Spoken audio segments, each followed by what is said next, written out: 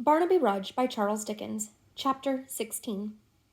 A series of pictures representing the streets of London in the night, even at the comparatively recent date of this tale, would present to the eye something so very different in character from the reality which is witnessed in these times, that it would be difficult for the beholder to recognize his most familiar walks in the altered aspect of little more than half a century ago. They were, one and all, from the broadest and best to the narrowest and least frequented, very dark.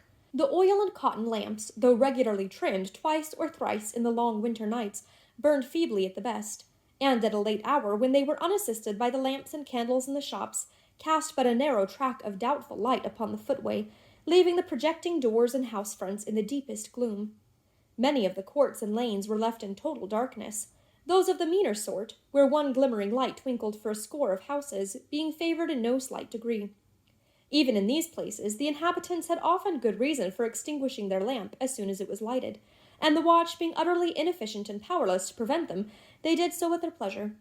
Thus, in the lightest thoroughfares, there was at every turn some obscure and dangerous spot whither a thief might fly or shelter, and few would care to follow, and the city being belted round by fields, green lanes, waste grounds, and lonely roads, dividing it at that time from the suburbs that have joined it since, escape, even where the pursuit was hot, was rendered easy. It is no wonder that with these favoring circumstances in full and constant operation, street robberies, often accompanied by cruel wounds, and not unfrequently by loss of life, should have been of nightly occurrence in the very heart of London, or that quiet folks should have had great dread of traversing its streets after the shops were closed. It was not unusual for those who wended home alone at midnight to keep the middle of the road, the better to guard against surprise from lurking footpads. Few would venture to repair at a late hour to Kentish Town or Hampstead, or even to Kensington or Chelsea, unarmed and unattended, while he who had been loudest and most valiant at the supper table or the tavern, and had but a mile or so to go, was glad to fee a link boy to escort him home. There were many other characteristics, not quite so disagreeable, about the thoroughfares of London then, with which they had been long familiar. Some of the shops, especially those to the eastward of Temple Bar, still adhered to the old practice of hanging out a sign, and the creaking and swinging of these boards in their iron frames on windy nights formed a strange and mournful concert for the ears of those who lay awake in bed or hurried through the streets.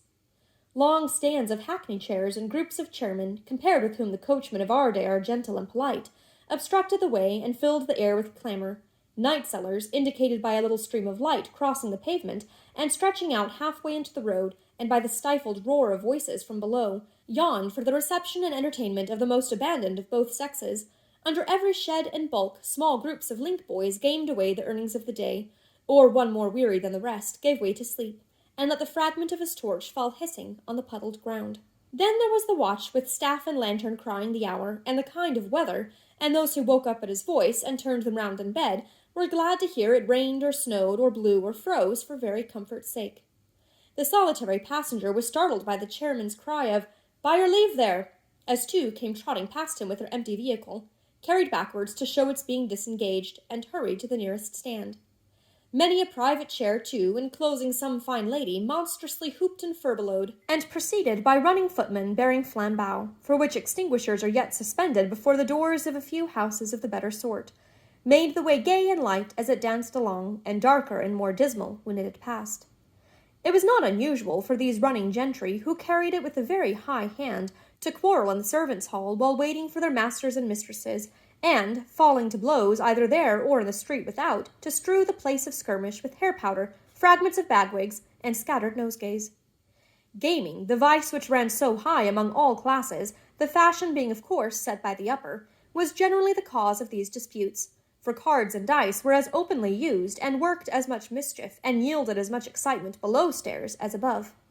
While incidents like these, arising out of drums and masquerades and parties at quadrille, were passing at the west end of the town, heavy stagecoaches and scarce heavier wagons were lumbering slowly towards the city, the coachman, guard, and passengers armed to the teeth, and the coach, a day or so perhaps behind its time, but that was nothing, despoiled by highwaymen, who made no scruple to attack, alone and single-handed, a whole caravan of goods and men, and sometimes shot a passenger or two, and were sometimes shot themselves, as the case might be.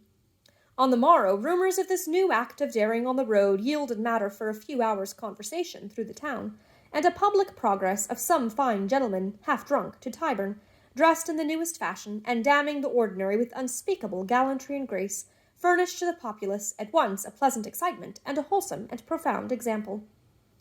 Among all the dangerous characters who, in such a state of society, prowled and skulked in the metropolis at night, there was one man from whom many as uncouth and fierce as he shrunk with an involuntary dread. Who he was, or whence he came, was a question often asked, but which none could answer. His name was unknown. He had never been seen until within about 8 days or thereabouts, and was equally a stranger to the old ruffians upon whose haunts he ventured fearlessly, as to the young. He could be no spy, for he never removed his slouched hat to look about him, entered into conversation with no man, heeded nothing that passed, listened to no discourse, regarded nobody that came or went.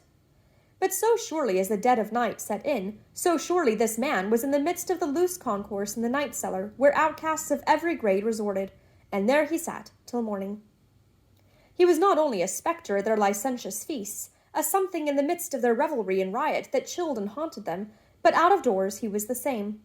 Directly it was dark, he was abroad, never in company with anyone, but always alone, never lingering or loitering, but always walking swiftly, and looking, so they said who had seen him, over his shoulder from time to time, and as he did so, quickening his pace. In the fields, the lanes, the roads, in all quarters of the town, east, west, north, and south, that man was seen gliding on like a shadow. He was always hurrying away. Those who encountered him saw him steal past, caught sight of the backward glance, and so lost him in the darkness. This constant restlessness and flitting to and fro gave rise to strange stories. He was seen in such distant and remote places, at times so nearly tallying with each other, that some doubted whether there were not 2 of them, or more. Some whether he had not unearthly means of travelling from spot to spot. The footpad hiding in a ditch had marked him passing like a ghost along its brink.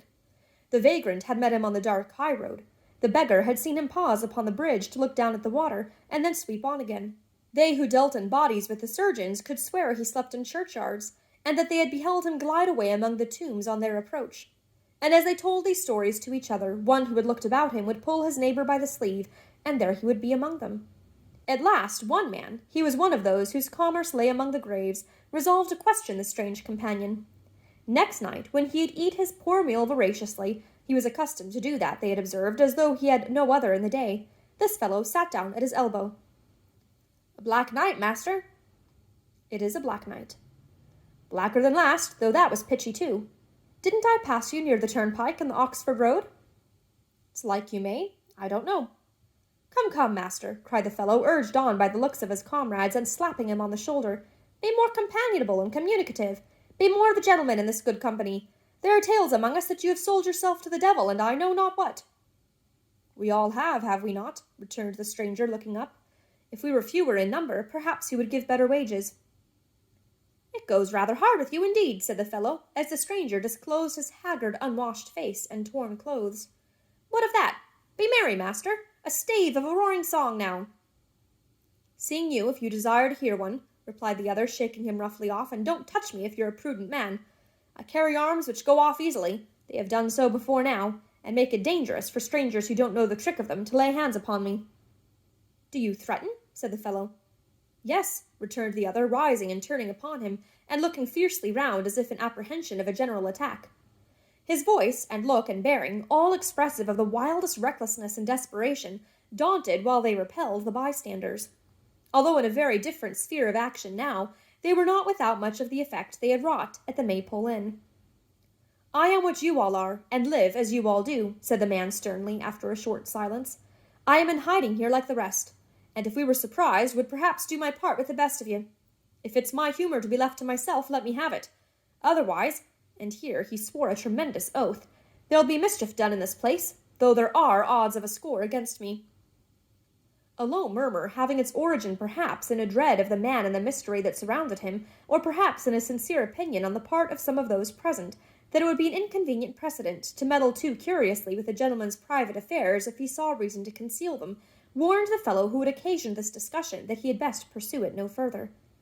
After a short time, the strange man lay down upon a bench to sleep, and when they thought of him again, they found he was gone.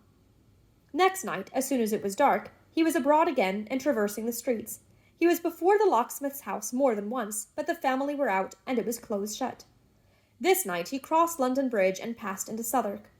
As he glided down a by-street, a woman with a little basket on her arm turned into it at the other end. Directly he observed her, he sought the shelter of an archway, and stood aside until she had passed.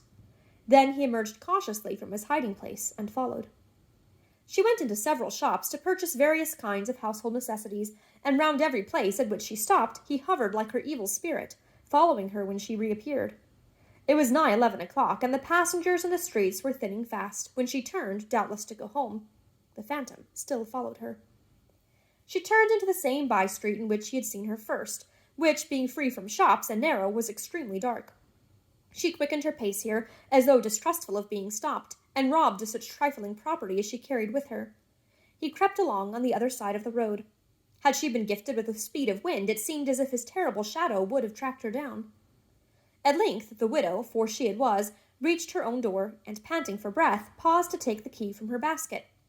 In a flush and glow with the haste she had made and the pleasure of being safe at home, she stooped to draw it out, when, raising her head, she saw him standing silently beside her, the apparition of a dream. His hand was on her mouth, but that was needless, for her tongue clove to its roof, and her power of utterance was gone. "I have been looking for you many nights. Is the house empty? Answer me, is anyone inside?" She could only answer by a rattle in her throat. "Make me a sign." She seemed to indicate that there was no one there. He took the key, unlocked the door, carried her in, and secured it carefully behind them.